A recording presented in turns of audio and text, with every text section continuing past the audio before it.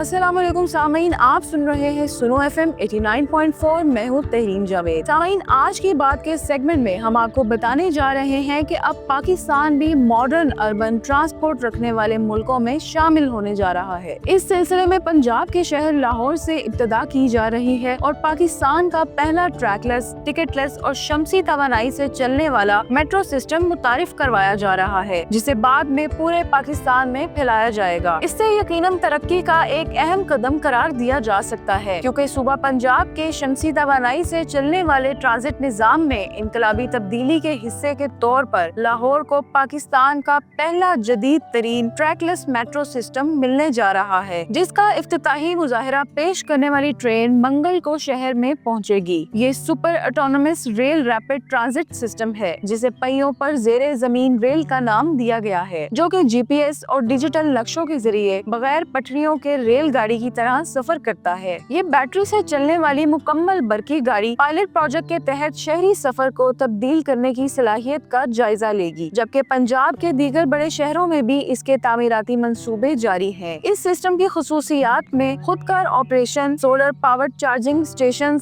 और बगैर टिकट के डिजिटल अदायगी के निजाम शामिल हैं, जो लाहौर को जदीद तरीन पब्लिक ट्रांसपोर्ट के आलमी मयार पर लाने की हुकूमती कोशिशों का अहम हिस्सा है। इस पेशरफ्त को आलूदगी से पाक माहौल की जानिब मुस्बत कदम करार दिया जा रहा है। आपकी समाअतों का शुक्रिया। सुनते रहें सुनो FM 89.4।